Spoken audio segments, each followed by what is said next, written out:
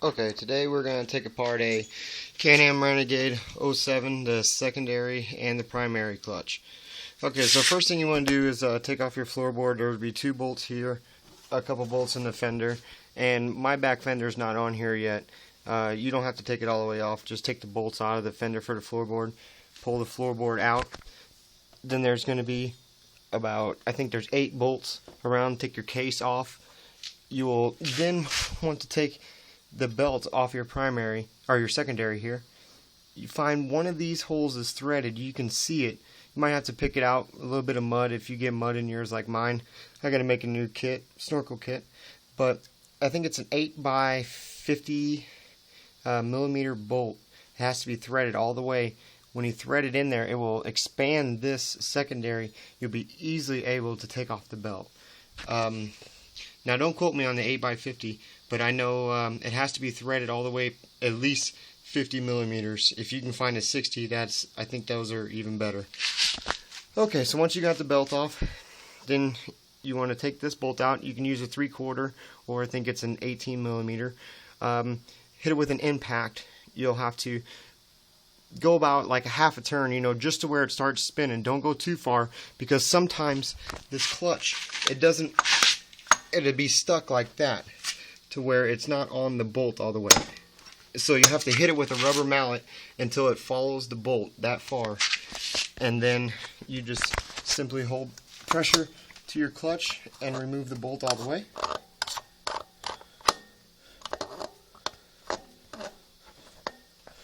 Oh, hold on one second. Okay, so you remove it like that until there's no pressure on it. You just simply pull your clutch out. And same thing with this. Hit it with an impact.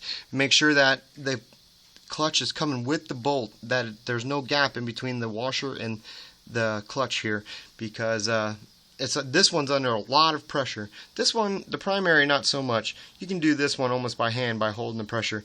This one's under a lot. So just back it out a little bit. Make sure that it's following with the bolt, and then hold pressure on your clutch towards the engine and remove it very slowly the last little bit.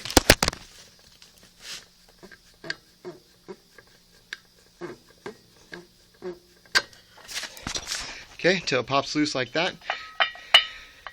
Then you just simply pull it off. Here's your spring.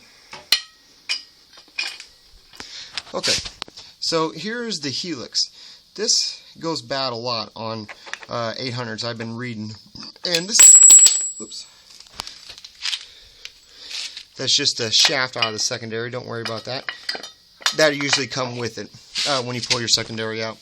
This is the helix right here. You can see on mine how it's real worn.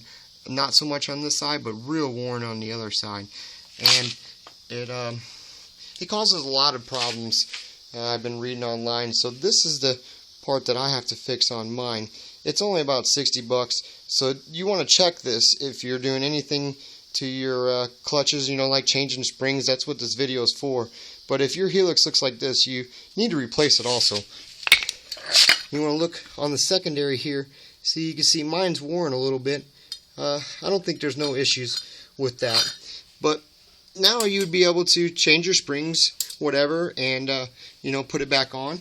Whenever you put it back on, though, this helix, you have to line it up. I like to put it on top like this, like most people do, and make sure it's on the gear. And then when you put this assembly back together,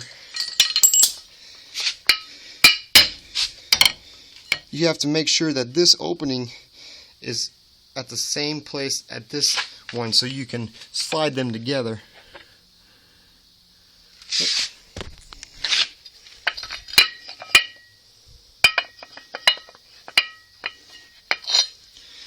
So that when you slide them together, that the opening and the spring, you'll be able to slide it in that slot.